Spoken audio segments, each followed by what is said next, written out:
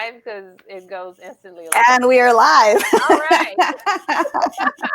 Smile. All right. Well, hi, everyone. Welcome to Festive Leads Live. We're so excited to be with you today. I'm Iris. We have Patty with us. Hi, Patty. Hello. And we have our special guest, the small biz lady, Miss Emerson. Melinda, say hi. Hi, everybody. How are y'all doing? Everyone, we are coming to you as we've started. We definitely are excited to share with you tips to kind of get you ready for the holiday season. So if you are an event-based business, you have a product or service that you're going to sell, this is the show that you want to tune into. So we're going to get right into it. The first thing that I want to do, some of us are moms going back to school, juggling jobs, have businesses. I just want to check in and see how you guys are doing. Yeah, self-care is real. It's real. How old is your son again, Melinda? My son is 14, going to 9th grade this year. Oh, so you're ready for all that algebra that you have to teach him? Believe it or not, my son is an advanced math kid. We've been dealing with algebra the last 2 years. He's ready to go to geometry, believe it or not. So now he is truly past my ability to assist him. So we're going to be leveraging Common Academy. Yes, your job is now just snacks and coffee. You can no longer. I gotta keep him filled up, but it's not to be helping with homework. Once we got paid out for that was even though I went to Virginia Tech, so they would be like, "What? You know, you had to do calculus and statistics to graduate? What? I still won't help him. I won't do it.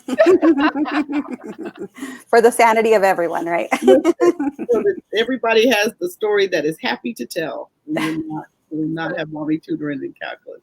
So for this week, ladies, tell me one thing that you are celebrating as a win. Because as business owners, we always boggle down ourselves on the challenges, but let's celebrate our wins this week. So what's your win for the week, Melinda? Oh, actually, I've got a big win this week. I'm going to be doing the CNBC Small Business Playbook tomorrow. I'm like, really? Oh, that is awesome. Yeah, so we've got Kevin O'Leary from Shark Tank, Sheryl Seidenberg, Gary Vandercheck, and your girl, the small business lady. Those are some huge names. That's amazing. Yeah. So between 1 and 4 tomorrow on CNBC's daily programming, plus all over their social, we're going to be giving tools and tips about business resilience and how to survive this pandemic / recession. And, I'm really, really excited to have the opportunity to participate. Pinnacle Financial Group is my client that got me involved in it. They're sponsoring it. So I am so excited. So that's like a big win for me for this week. Oh, congratulations. So we'll get those details so we can share with all of our viewers so that everyone can be plugged in to get even more tips. So thank you. That is amazing. Congratulations. We can say we know you now. I know the girl next to Gary Vee. That's awesome. Very cool. What are you celebrating this week, Patty? Well, I think it's actually a shared celebration with you, Iris, because this last couple of weeks, we've been promoting our holiday and events and gift guide for the holidays, featuring minority and women-owned businesses.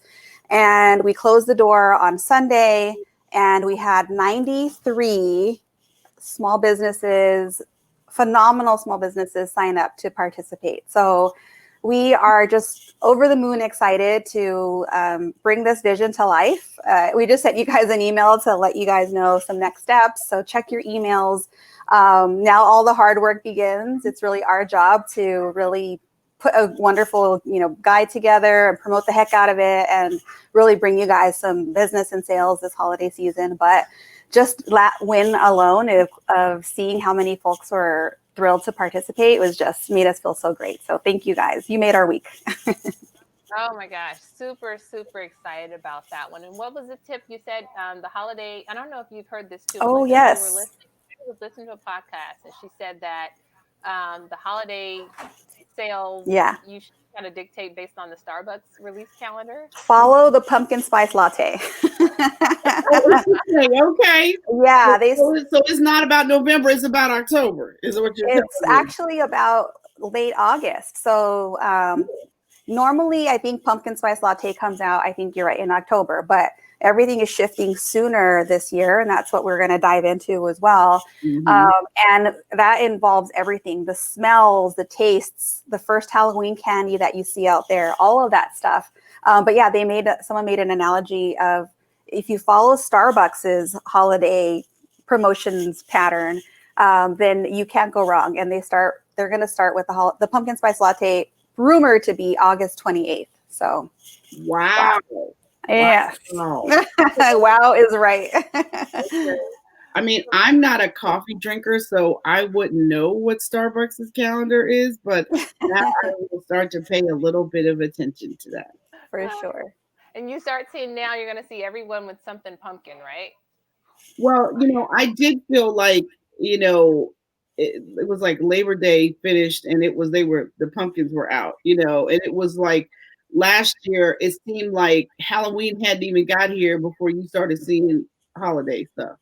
And I was like, dang, can we get to Halloween before any canes come out? But I think this year is going to be different for a lot of reasons, right? Because number one, they think the flu season is going to reignite the coronavirus. So it seems like this world is going to shut down by Thanksgiving. So you better, whatever you selling, you better sell it between October 1st and November 25th, because after that, I think it's going to be a nationwide lockdown again. That's what they're anticipating. So I think it's going to be really important for everybody to have their online strategies and to really start thinking importantly about what they're going to bundle or put on sale now so they can think about it, strategize around it, and really start building their promotional plans now. I mean, you don't want to wait till the last minute, because when you wait till the last minute, you pay rush fees, and that's not what we want for anybody. That is so true. So we're going to get into all the information and tips you share, but we want to just give you an opportunity to tell everyone who you are. And I have a burning question. Like, did you just dream of being like the small biz lady? Like, how did this even come to be?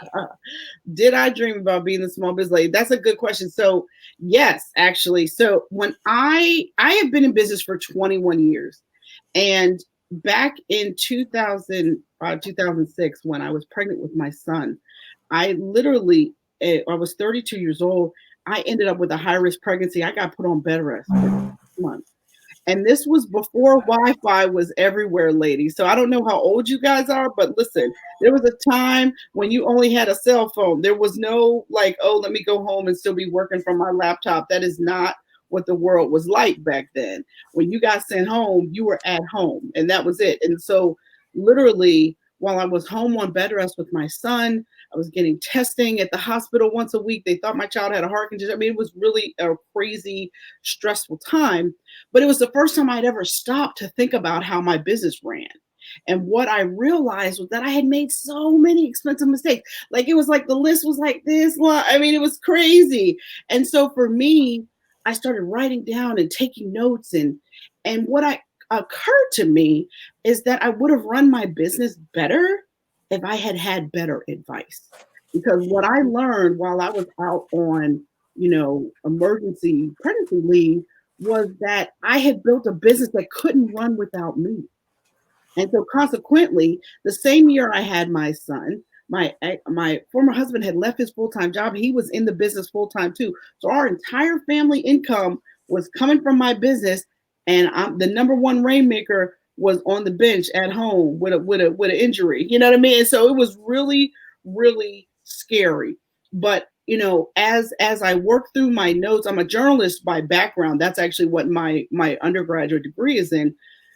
I had my son, and what I realized is that I couldn't go back to working the way I was.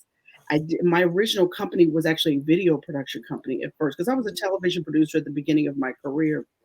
And I knew that I just could not go back to working 12 to 14-hour days when I had this little baby. Like, I just wasn't willing to do it. I mean, I was kind of a beast. I was an animal back then. It was nothing for me to work. I mean, people could call my office at 9 o'clock at night, and people would answer the phone like it was 3 o'clock in the afternoon. It was crazy. I mean, I could not work like that. I wasn't even interested in working like that. And I had to figure out what I was going to do next. And literally, I remember I went and had lunch with my pastor, and he was like, well, have you started praying about it? Because what would the pastor say other than that, right? Well, have you started praying about it? And I was like, well, see, what happened was, no, not really. You know, and so, and he was like, well, try that. Try that. I mean, oh yeah, I guess that could work. So literally I started praying and asking God, what was it that I was supposed to do next? And honestly, it took about 2.5, 3 months, but God gave me a vision and a dream 3 times to become America's #1 small business expert.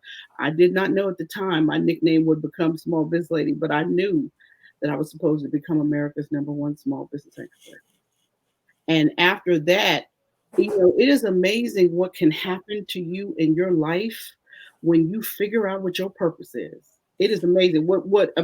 First of all, when you get clear, everybody else gets clear. And the other thing that happens is God just starts moving mountains out of your way. I mean, I will tell you, the very first book deal I ever got for my very first book, Become Your Own Boss in 12 Months, I published this book 10.5 years ago. It is in its second edition. Almost 100,000 copies of that book have been sold. They are in multiple languages around the world. And what I will tell you is I got that book deal with no agent, no book proposal. I didn't even know what a book proposal was. That's how ridiculous it was. I had 4 chapters and a table of contents and a media kit about myself and mailed it off to a man I had met on the phone one day. And literally, that was like Thanksgiving 2007. And he called me back. It was January 3rd, 2008. And I remember it because that's how amazing it was. He called me back and he said, I think I like your little book. Do you have any more chapters? And I was like, well, I got 3 more, telling a tale because I had like kind of 2.5 and they were rough. And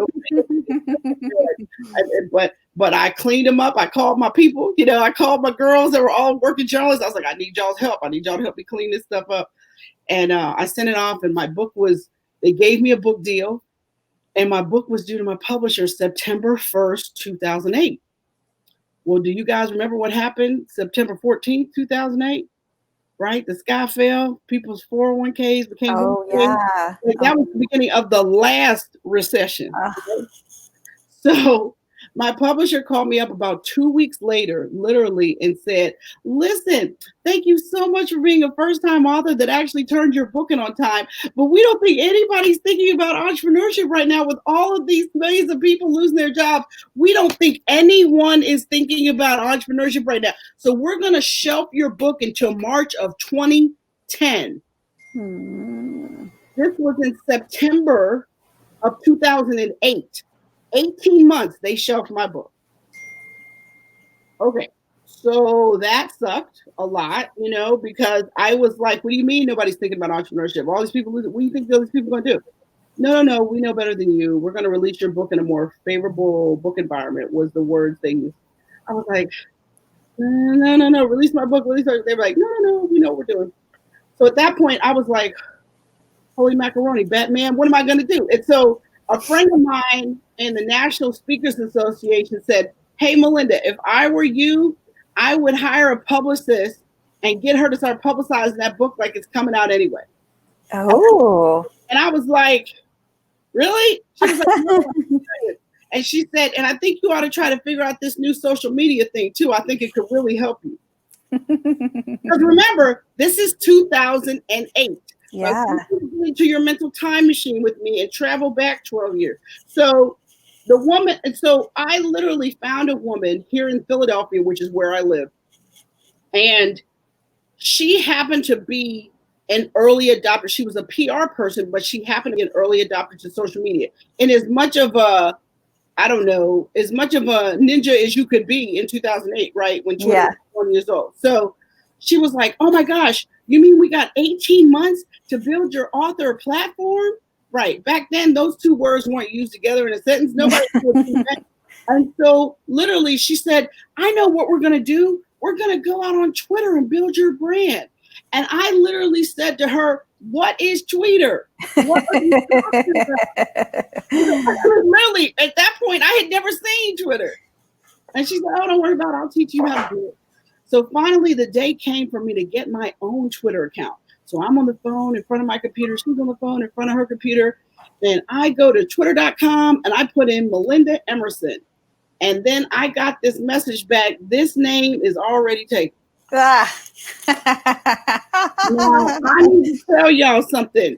My name is not common, okay? My name could never be found on those little keychain things, when you were a kid, you were at the gas station. Disneyland, yeah. Melinda was never there, never there, right? So the fact that there was even another Melinda Emerson was just otherworldly to me. And then that heifer had got to Twitter before me was even more ridiculous. So we're on the phone, and I was like, Kathy, I don't want to be Melinda _ Emerson. I don't want to be Melinda Emerson one. I was like, I don't want to be my name. She said, look, let's just come up with a nickname that tells people who you are and what you do.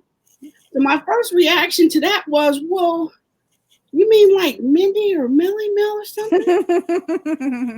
And she said, no, fool, you're not a rapper. I'm not going to give you a name like that. She's like, we need to come up with a name that tells people that you're a small business expert. And I was like, okay, right. And so we kicked around a couple of names. And finally she said, how about Small Biz Lady? And I was like, I could be her. Yes. So there you go. So that was 12 years ago. I became a Small Biz Lady. And what we now know is that the best branding accident that ever happened. Yes. So there are thousands of small business experts, honey, but there's only one Small Biz Lady, right? So That's right. And Melinda Emerson comes up as me the first 10 pages on Google. Now, the other Melinda Emersons all know who I am, right? So. That it's like I guess it's like a happy accident, because when you think about your journey, you knew what you wanted to do, you knew what you were passionate about, but the how, these, like what I've talked to Patty about is like, once you know what you're doing, the doors just start opening, and then it just brings these people into your life and these opportunities. And it seems like that's what happened for you. Like, you didn't know exactly what to do, but these things just started opening. Listen, I am a firm believer that once you get clear, other people can get clear about how they can help you. Yeah. And it's really, really important. But the thing you have to get clear about when you're selling like products is you've got to get clear about your value proposition. You've got to get clear about your strategy and your positioning in the marketplace. You've got to think about strategy is really about competition. And it's about creating a position for your business that is not easily duplicatable by another business. Like if you're just buying something and reselling it, you're in danger because somebody else can resell it cheaper. So you've got to figure out something special about how you do it, what your customer experience is, what the additional value is, like what your sauce is you put on it, right? You know what I mean? Like your moonwalk has got to be so unique and so dynamic and so amazing that your customers will pay more because they just want to work with you, right? And that's what it is to give great service. And so many people do just okay service that if you do great service, you're going to always stand out. Because there's so many people out here, particularly small business owners, who treat their customers like they bothering them, right? That's bad. Your customers should hear your smile on the other end of the phone. I am happy to talk to you, especially now. Especially now. Customers are hard to come by right now. So you better be, falling all over your customers, grateful. That's one of the things that we feel is such a wonderful advantage of the small businesses that we work with, and just small businesses in general. You can have so much more control over your customer experience, your packaging, the way that you send notes that are just pleasant, and you can really do a lot to make somebody feel good about the purchase. So even if you do balloons or something like that maybe somebody else also does, one, that's okay. There's lots of, people and cities and people that could use those services. But when you do book a client, making them feel extra special and how much this means to you, and you know how much this is you know, a part of your journey as well. Like all of those stories are so valuable, and they do help you stand out and give you that secret sauce, as you mentioned. Absolutely, absolutely. No, it's really important. The other, Now you have a mission, you know, to end small business failure. So when you say that, I mean, statistics show if you have a small business, it fails for some reason. You know, it could be your customer service, it could be your value proposition. Hmm. Like, what have you seen causes? I mean, it could be lack of funding as well, but I what mean, have you? lack of funding is on the list. I mean, but Yeah. there's you know there's five reasons why small Okay. businesses fail, and the number one reason is because people have these fantasies of grandeur about running a small business. It's amazing. Like everybody wants to be a boss until they actually have to be one, and it's interesting because it's like people think it's awesome to be a boss, right? And it is some days. Like there's other days you are the chicken salad, right? You know what I mean? Some days you are the chicken, and some days you are the chicken salad. And that's the thing you gotta realize, that you gotta be able to take a hit. Like you gotta be able to weather a storm. And you have to have a plan for that. You have to have an emergency savings account for your business, not just your household. And that's something that everybody has learned like super fast, who maybe didn't have that. They've been swimming uphill, with a paddle with a hole in it right now. And so I think that it's really important for you to think about what you really want out of life. Don't start a business because you heard those things make a lot of money. Start a business because you have some value to contribute. And that is what, so getting real clear about why, your why story is super important, because I've seen people, start businesses that they're not passionate about. So what they do is they trade a soul sapping job for a business that feels like a noose around their neck, which is terrible. Like I don't want people to feel like that. So be clear about how hard it is. Like you think you work for a crazy lady, wait till you work for yourself, right? I mean, it's hard to run a business. Everybody can't do it. And so the first thing is just really being realistic about doing it. The second thing is lack of funding. To start your business, your money is going to start your business is going to come from your right or your left pocket. Banks do not loan money to start a business. Bank loan money to people mostly when they don't need it. So you really need to think about how you prepared your finances. I always tell people who have savings have options. So the more assets, resources, savings you have, the easier it's going to be to start your business. Now, I know there's blogs, posts, and articles out here about, starting a business with nothing. You can do that, but you're going to be undercapitalized almost the entire time, or you're going to have to use your customers to fund your business. That is a harder strategy. You can't plan when you ain't got no money, right? So you want to think about that. I think the third thing that I see a lot of business owners struggle with is they don't focus on a niche target customer. They chase anybody that they think has money, as opposed to specializing in a specific customer. And it's funny because I always tell people all the time, who makes more money, your primary care physician or your cardiologist? so true. Cardiologists drive Lamborghinis. Okay, that's what I want y'all to know. And so what you want to figure out is how you can become the cardiologist for what you do. I mean, it's really, really that simple. So you want to think about that. The other thing I think jams up a lot of small business owners is people always want to chase new business as opposed to nurturing existing customers. I mean, it's amazing to me, especially now. You want to love on people who've already loved on you, because the most expensive sale you'll ever make is the first one. So why would you go out and chase more people like that, as opposed to doing follow-up emails and phone calls and nurturing your existing customer base? That is your best possible opportunity for a repeat sale or a referral. So that's a missed opportunity I see all over the place. But let me tell you what the most common one is. So number 5 is lack of fiscal discipline. If you don't manage a household with a budget, you're not going to manage a business with a budget.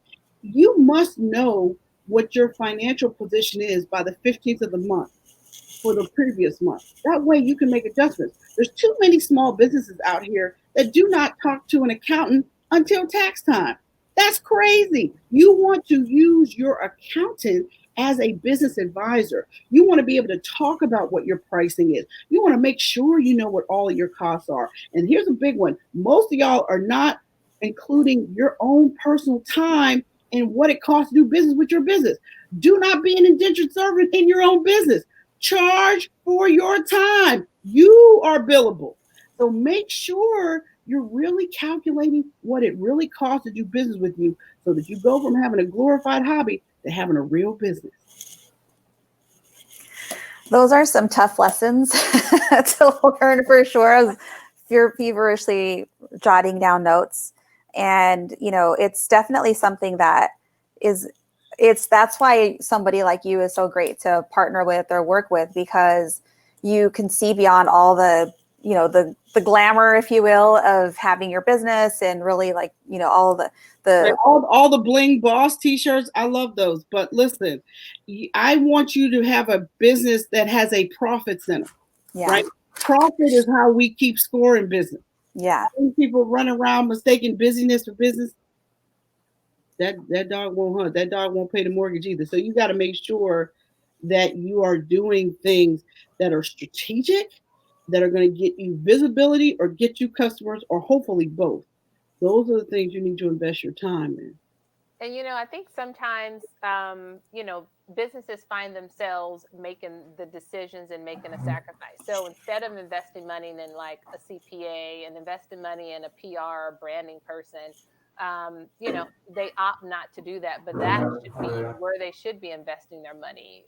Would you agree? Oh, yeah. I mean, you have to invest in the infrastructure in your business.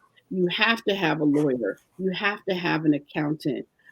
Maybe you don't need a CPA to do your monthly bookkeeping, but you need a CPA to do your taxes. Sometimes the person that does your bookkeeping is not the person that does your taxes. But you want to have somebody doing your monthly reconciliation of your accounting, because, like, in October, in the fall, that's when you do tax planning.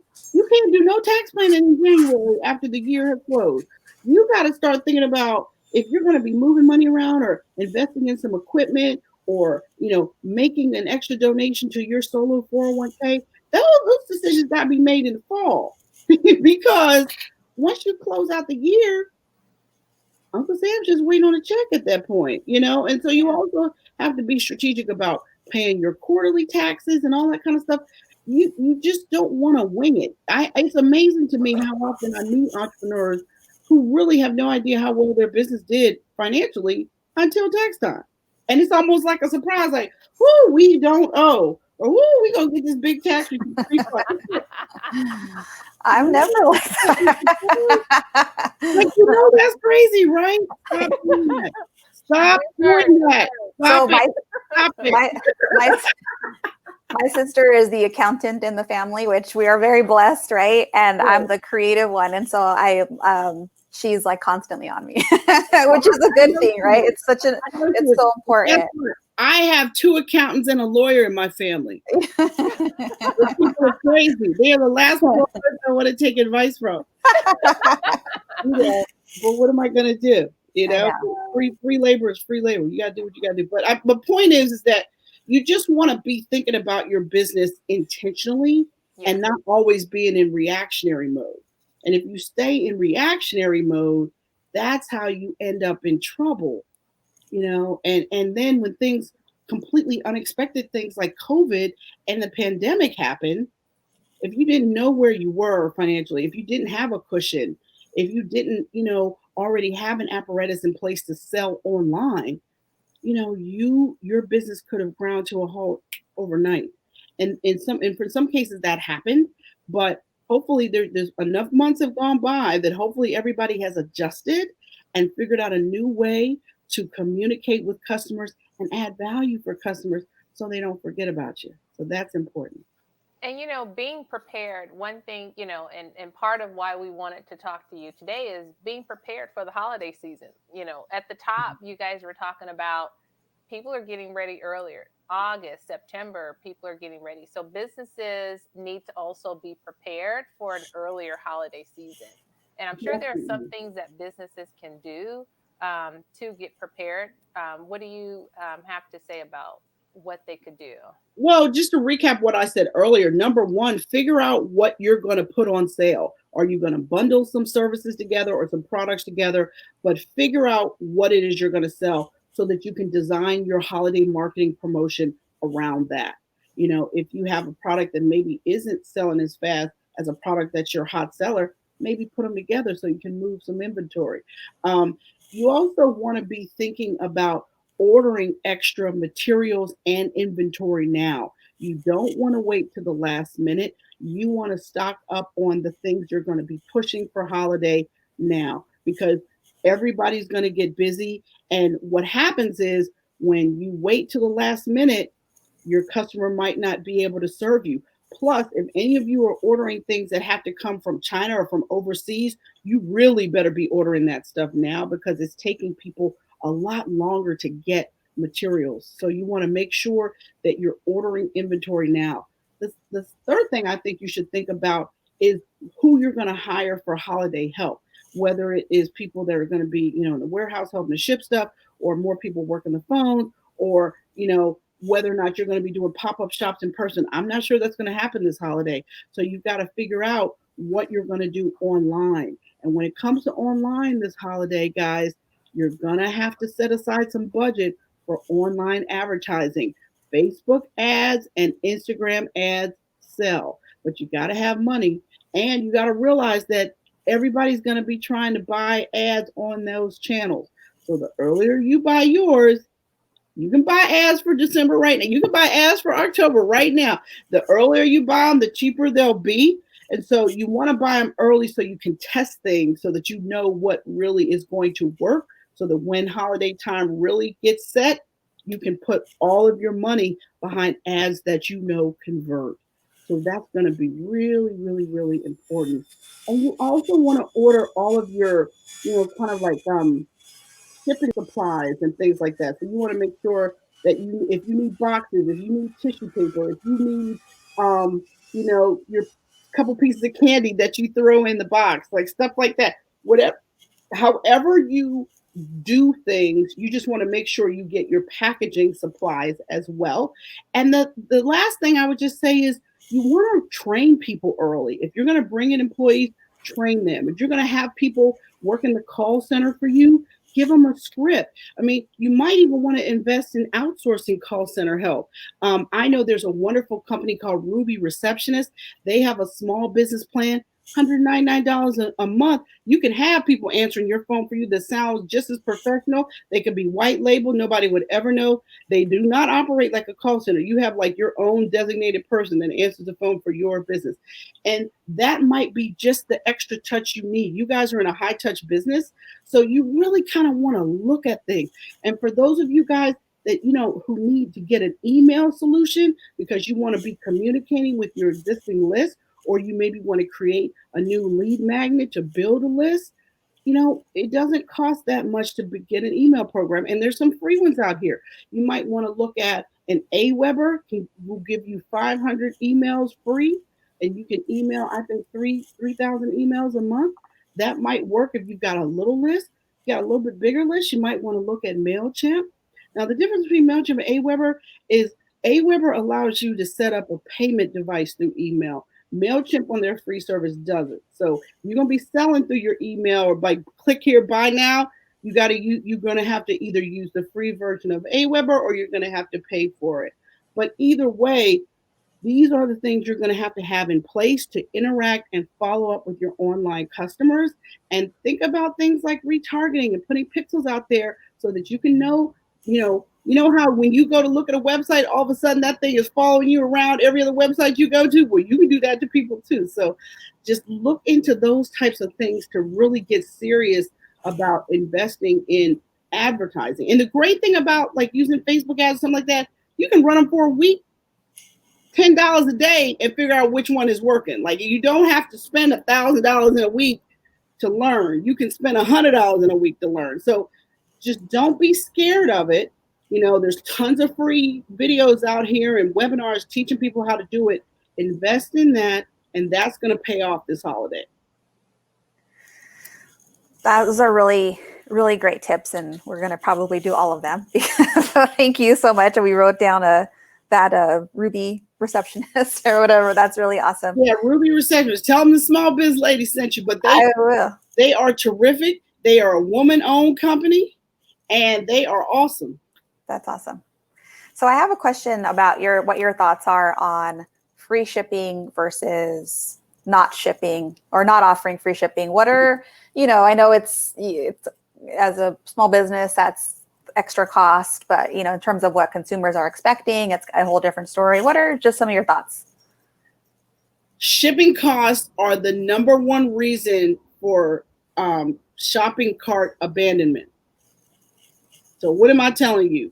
You better do free shipping too. The big boys that do free shipping, little guys have to do free shipping too. Because unfortunately, Amazon has ruined it for everybody. Because people just believe you supposed to get free shipping, right? It's like, and the only thing I can tell you is put it in your cost. Like put it in the cost of the thing they're buying in the first place. Don't eat it. Just hide it other places. Yeah. I've seen things where, it's like another way to incentivize it is to have like at a minute, if you spend a certain amount, you get free shipping. So you kind of encourage people to buy more. If they know that they're going to get more value out of that dollar amount, they'd rather pay that than waste it on shipping, Exactly. So it is a psychological. I mean, definitely. I recently went to go buy something. I was trying to buy some liquor, a new liquor that I saw somebody had. And I went to the website and the shipping was more than the bottle that I wanted. And I was like, okay, next. I mean, that's ridiculous. Like, well, who would pay $27 for shipping on a, 19 bottle of wine? It's like, no. Yeah. Exactly. But again, people can get really ridiculous with it. So I think you definitely want to try to figure out how to offer free shipping because you're going to stand out in the wrong way if you don't. There's a question on the line that is thoughts on return policy for small businesses who sell apparel. Now, I'm all for charging people to send it back to you now. You got to get your restocking fees some kind of way. So I wouldn't necessarily offer free returns. You're not Target or Amazon. Yeah. But definitely free shipping's on the way out. Definitely. Got it. Now, some businesses, should they, you saying be specific about who you're targeting and when you're buying your ads and things like that. So when we get into the holiday season, should people offer a variety of items? You were saying think about bundling, or should they focus on specific items they want to sell during the holidays? I would focus on specific. I mean, first of all, if you're doing a Facebook ad, you can only do it for one product. You better figure out which one it's going to be.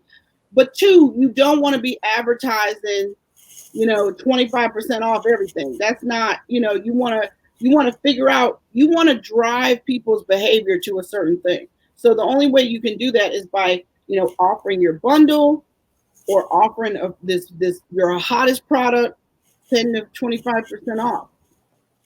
Yeah, that's, as we were talking with the participants of the gift guide, we're really trying to capture that. Like, what's your best selling offer? And it's for a couple of reasons. One, it's going to be well received. People already, it's proven they love it. And also you can, it's like a better opportunity for you to get economies of scale. You can really focus in on getting the supplies you need or whatever it is for that particular item. But I know it's actually challenging sometimes for entrepreneurs who are just passionate about all the things that they create. And so I like your bundle. You had a really cool idea earlier. Like you can bundle your bestseller with something else, and show something that's really high value.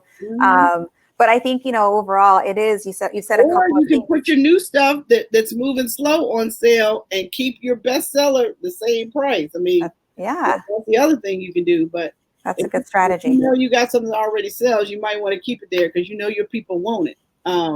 Yeah. Maybe you offer it in different sizes or different quantities or something, like you change something about it. But yeah.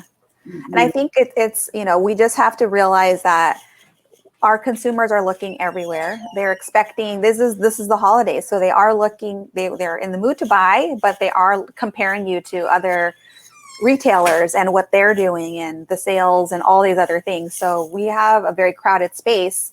And so the more you can do to make your offers attractive, the more you're likely to get that sale in the moment. The other thing I would suggest too is hype up that you are a small business. Small Business Saturday might take place every Saturday, in November, or every Saturday in October. I think it's really important. Also, look for partners that you might be able to bundle, a companion product or a companion service. Nowadays there's no such thing as competition. It's all about collaboration. So you want to figure out how you can make the pie bigger for everybody to get a slice, and that's something that you want to look for as well. But I think Small Business Saturday is going to be very big this year, although like I said, Small Business Saturday is going to be online, so you need to think about Cyber Monday too. So you definitely want to be thinking about all this stuff. So maybe your offer for Small Business Saturday is different than your offer for Cyber Monday. You definitely want to make sure that if you're doing promos to your list, I would give people that are your existing customers or your existing list a different code, something different. Like, don't advertise the same thing everywhere. Make up something really special for your existing customers that's different from what people are going to see that just kind of randomly come to your website. And we've seen a lot of collaborations with social media influencers. That's something that we've also looked at. Do you find a great value in those kind of partnerships? Given the fact that I am a social media influencer and that's how I make my money, I think it's awesome. You should do that. Yeah. I mean, look, if it makes sense. I don't think you need Kim Kardashian to promote your stuff, but I do think if you know somebody in your niche that owns a customer base that you need, go partner with them. Figure it out how you can make it a win-win for everybody. Nobody's just going to help you. Nobody's running a charity out here. So make sure you have something to offer of value to them. It could be money. It could be exposure. It could be advertising. But, you definitely want to, people always kill me when they email me saying, oh, we can help you get publicity. I'm like, okay, let me see. My brand reaches 3 million entrepreneurs a week online. Yeah, I don't think I need your publicity. Even big brands be like, oh, we've got an email list of 1 million customers. I said, really? I can hit 1 million customers going like that. I mean, but look, I've been working, 12, 13 years to get there. I didn't start out telling, brands to kiss my grits, but I'm telling you that you definitely want to be strategic about the influencers that you work with. But make sure you're not just offering them free products and publicity. Like, make sure you're really offering them something of value. And I think they'll be more than happy to work with you. And what's the best way to approach them? So when, as a fan of you and your show, I was a little intimidated on even approaching you for this opportunity. But well, I wouldn't have known that, Iris, because you stalked me on the internet until I responded. She totally did. I don't believe I did because you were like, you hit me on Instagram, you hit me on email, you hit me on Facebook. Like, I'm trying to speak to you. I said, Lord, who is this woman? Let me find out. Good job, Iris.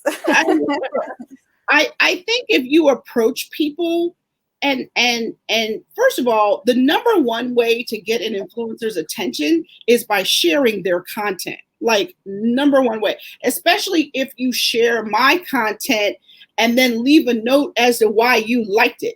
Don't just retweet it with a comment. Tell me why you like it. Tell me why you're telling other people to read it. That will help you. That will help me at least kind of maybe see you. Right. And then I think, approach people how you approach me. Like, if it makes sense and I can do it, I always say yes. It's very hard. I mean, you guys are on the West Coast. I'm on the East Coast. It is almost 10 o'clock at night where I live. But I'm on the internet with y'all. So just know that Iris worried the hell out of me till I said yes. So my point is that, no, I'm kidding. I'm happy to do it. The point is that you want to be respectful of people's time. You want to reach out and, be gracious. And approach people knowing that they are busy, because you have no idea all the stuff I got to do tomorrow, right? But I'm on here tonight with you. So you were important to me. I felt it was important once you guys explained to me who your audience was and what you guys were trying to do. I decided to make time for you. But what you have to understand when you're approaching an influencer or anyone, people's time is the most valuable thing they can give you. So you really need to be specific, and you need to talk about what the win-win is for them to do it. And if you do that, give people the opportunity to say yes or no, or not yet. Right? There's never no, it's not yet. So that's that. So I think And that's the best way. And then what you share with us is just a small bit of what you have to offer. So when we let everyone know, how to get more information, what's the best place for people to find you? Do you want them to go to Twitter? I know you love Twitter. I'm a confessed Twitter diva. Listen, it certainly go to Small Biz Lady anywhere online, whether it's Twitter, Facebook. The only place I use my name is on LinkedIn. I am Melinda Emerson on LinkedIn. If you guys want to listen to a great podcast, the Small Biz Chat podcast is my podcast. I'd love for you guys to check it out. I have written 3 books, 2 of which I'll tell you guys about. My first book, Become Your Own Boss in 12 Months, and also my most recent book, Fix Your Business. If you are dealing with some challenges in your business right now, go grab my book, Fix Your Business. It is available on Amazon and anywhere books are sold. So with that, I'll leave you to that. I wish you guys well. Happy holidays. Just know that people are going to have a lot less money to shop with this year. Yeah. So don't go wild with your prices. Be sensitive and empathetic to your customers. And just know that I've been in business 21 years. This is my 3rd recession. You can weather it. You can make it. You never lose in business. Either you win or you learn. So there's that. All Now, right. we were saying on our show, we always do something to support a nonprofit or to support a business. So I'm thinking maybe we could buy some of your books and give away to our audience, or if you had That another would be idea of great. how to, okay. That would be great. Let's do that. I mean, I have a nonprofit too. If you want to send a check to that, but buy some books, give them away. That makes me happy. So Yes. Okay. We'll do So, that. like we've done before, we'll pick a name of all those who joined us today, and then we'll announce it on our IG for those who are going to get one of Melinda's books. So, woo woo. Yes. I hope it's me. No, I'm just kidding. I'll find my own. I'll find my own. I'm sorry. leave me a review on Amazon. Help me out. Help myself. I will. Review, please. Yes. Absolutely. So we want to thank you. We want to thank our audience. We appreciate your time. You have no idea how much we appreciate it. And we just want to thank you and say, everyone, if you want to find Melinda, look up Small Biz Lady, follow her on all her social medias, and then you can also find her on our Instagram. So with that, good night, everyone. Thank you so much. Good night.